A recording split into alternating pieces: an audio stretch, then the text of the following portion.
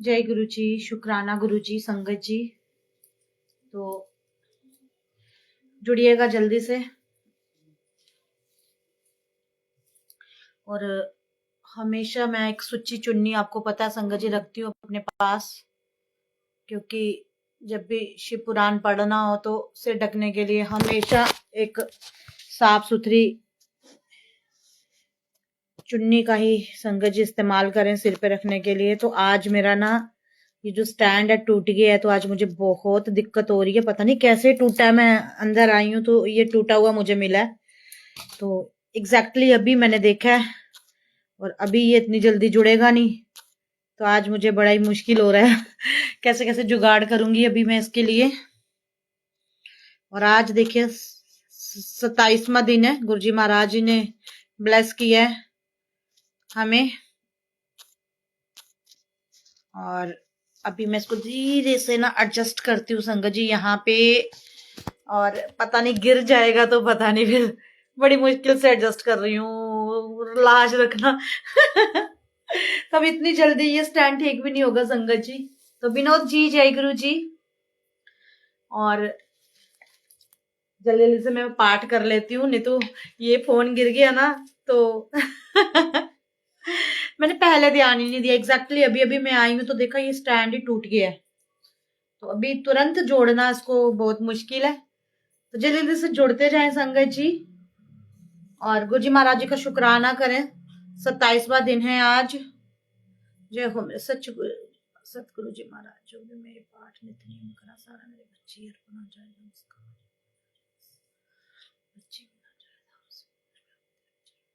हर चीज का ना समय तय होता है संगत जी कि कब क्या होना है। देखिए पूरी जिंदगी में मैंने कभी शिव पुराण नहीं पढ़ा, और कैसे वक्त में, मतलब कैसा समय मेरे लिए गुरुजी महाराज जी ने चुना शिव पुराण पढ़ने के लिए, कि किस वक्त मुझे पढ़ना पड़ रहा है। और हर एक चीज की हमारी लाइफ में, हर एक जो घटनाएं घटती है ना हमारी लाइफ में, तो सभी की कोई ना पुराना हमारे से नाता होता है, और प्लानिंग रब की होती है कि कब क्या होना है। तो सभी को हर हर महादेव, जय श्री राम, जय श्री राधे, जय माता दी, और जय गुरु जी। और देखिए पीछे कितना प्यारा वो हवा से हिल रहा है, और कैसे वो कनेक्ट हो रही है तीनों रेज आपस में, और त्रिशूल बन रहा है। तो देखिए नजारे मेरे भोले बाबा के। तो संगत जी कल हमने 26 तक पढ़ा था, 26 अध्याय, और आज 27वां हमारा दिन है। 26 अध्याय नहीं, सॉरी, 26 दिनों तक हमारा कल कंप्लीट हुआ था, आज 27वां है। तो चलिए सबसे पहले मंत्र जाप कर लेते हैं, है ना। जुगल जी बिल्कुल आप ब्लेस्ड हो। देखिए गुरुजी महाराज जी का आशीर्वाद है आप पे, तभी तो आप जुड़े हो, है ना। जब भी आप ईश्वर भक्ति में जुड़ते हो ना, तो वो ईश्वर का आशीर्वाद होता है आप पे, इसीलिए तो आपने ज्वाइन कर पाए हो, क्योंकि गुरु जी की कृपा जो है आप पे शुरू हो गई है होना। तो आप खुद को ब्लेस मानिए।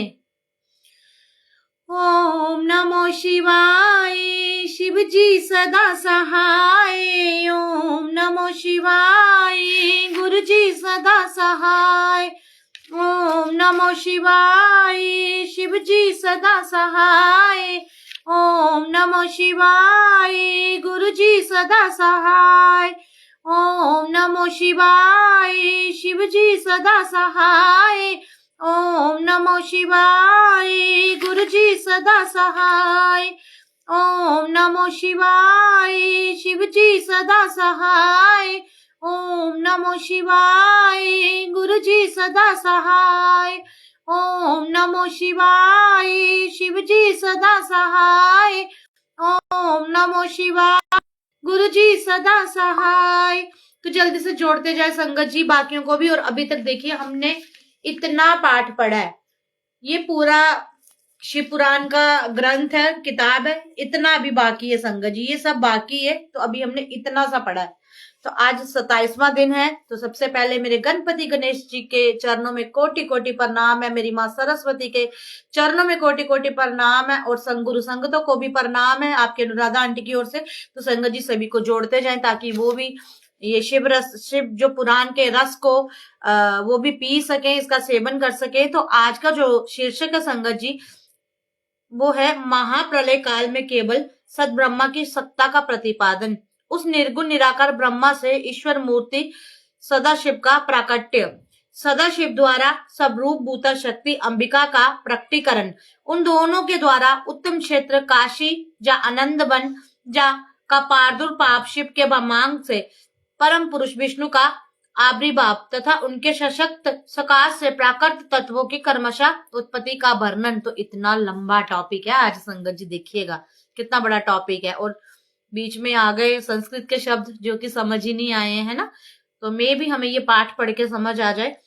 तो सुनिएगा संगत जी ध्यान से, और हर हर महादेव लिखना बिल्कुल भी मत भूलिएगा। गुरुजी महाराज जी का शुक्राना भी करिएगा जिन्होंने हमें ये सौगात बख्शी है शिव पुराण की, और संगतों को भी जोड़िएगा। ये सब काम आपको एक साथ करने हैं।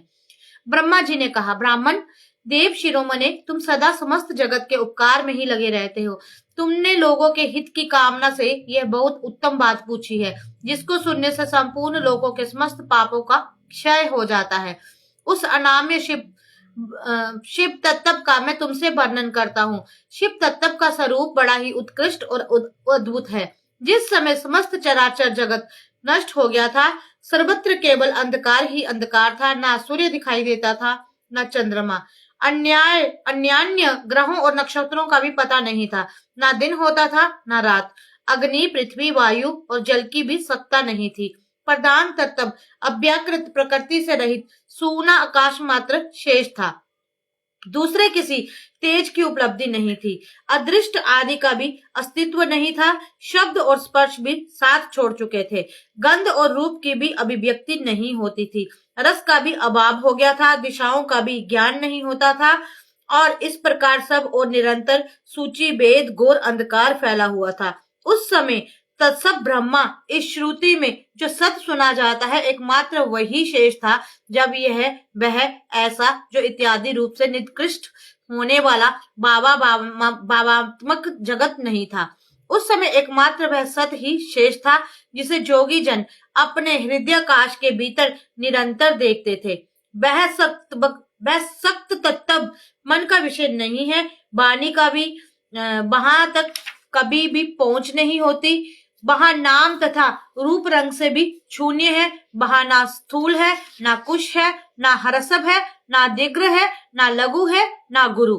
उसमें ना कभी बुद्धि होती है, ना ह्रास। श्रुति भी उस विषय में चकित भाव से है, इतना ही कहती है, अर्थात उसकी सत्ता मात्र ही निरूपण कर पाती है। उसका कोई विशेष विवरण देने में असमर्थ हो जाती है। वह सत्य ज्ञान रूप अनंत परमानंदन परम ज्योति रूप अप्रमाय आधार रहित निर्विकार निराकार निर्गुण जोगिज्ञ सर्वव्यापी ये सबका एकमात्र कारण निर्विकल्प निरारंभ माया शून्य उपद्रव रहित आदित्य अनादि अनंत संकोच विकास से शून्य तथा चिन्मय है। तो ये देखिए संगत जी है ना, ये जो कुछ पंक्तियां हमें बिल्कुल भी समझ नहीं आती।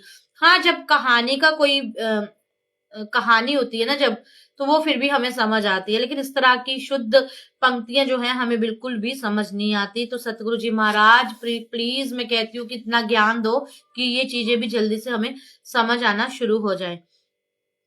जिस पार ब्रह्मा के विषय में ज्ञान और अज्ञान से पूर्ण उक्तियों द्वारा इस प्रकार ऊपर बताए अनुसार विकल्प किए जाते हैं, उसने कुछ काल के बाद सृष्टि का समय आने पर द्वितीय की इच्छा प्रकट की। उसके भीतर एक से अनेक होने का संकल्प उदित हुआ। तब वह उस निराकार परमात्मा ने अपनी लीला शक्ति से अपने लिए मूर्ति आकार की कल्पना की। वह मूर्ति संपूर्ण ऐश्वर्य गुणों से संपन्न, सर्व ज्ञानमयी, शुभ स्वरूपा, सर्व व्यापनी, सर्व रूपा, सर्व दर्शनी, सर्व कारणी, सबकी एकमात्र बंदनीय सर्वदा सब कुछ देने वाली और संपूर्ण संस्कृतियों का केंद्र थी।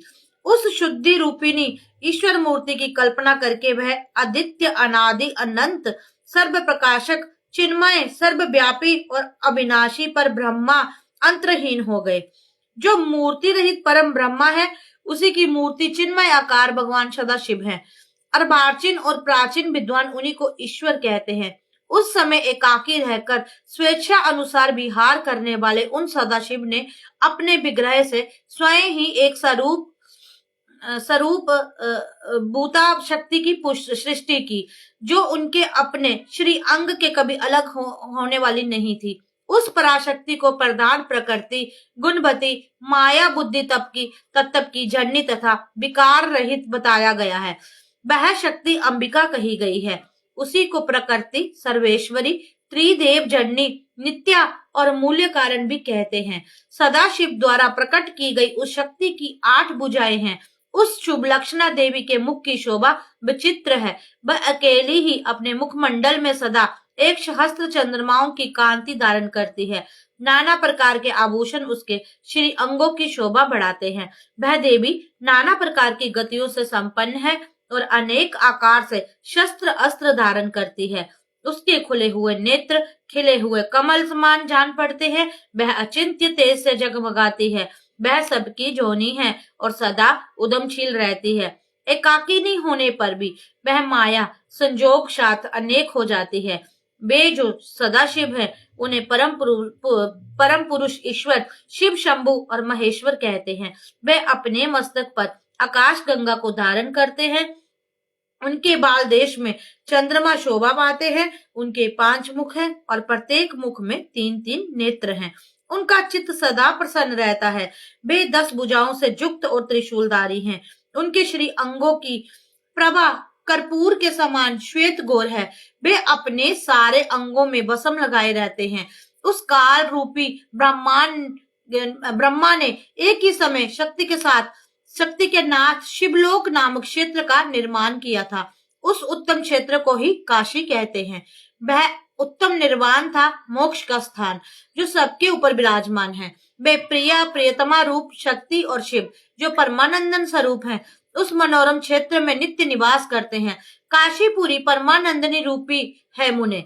शिव और शिवा ने प्रलय काल में भी कभी उस क्षेत्र को अपने सानिध्य से मुक्त नहीं किया है। इसीलिए विद्वान पुरुष उसे अभिमुक्त क्षेत्र के नाम से भी जानते हैं। वह क्षेत्र आनंद का हेतु है। इसीलिए पिनाकधारी शिव ने पहले उसका नाम आनंदवन रखा है।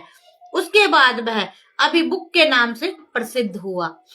देवश्री एक समय उस आनंदवन में रमन करते हुए शिवा और शिव के मन में ये इच्छा प्रकट हुई कि किसी दूसरे पुरुष की भी सृष्टि करनी चाहिए, जिस पर यह सृष्टि संचालन का महान भार रखकर हम दोनों केवल काशी में रहकर इच्छा अनुसार विचरे और निर्वाण धारण करें।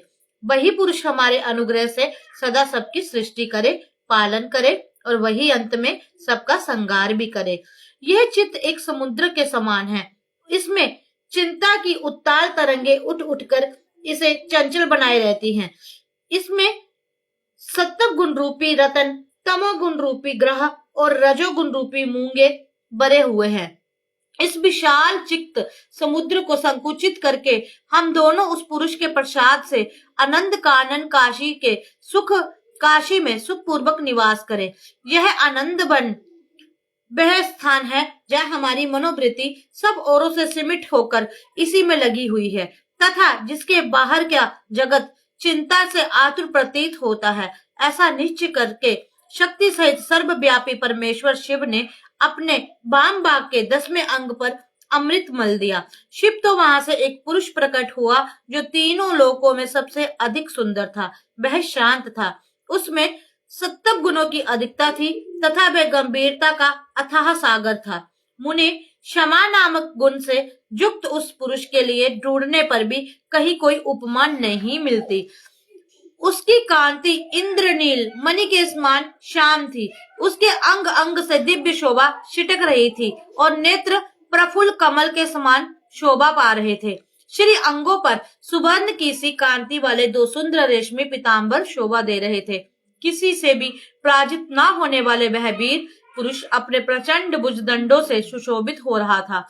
तदंतर उस पुरुष ने परमेश्वर शिव को प्रणाम करके कहा, स्वामी ने मेरा नाम निश्चित कीजिए और काम बताइए।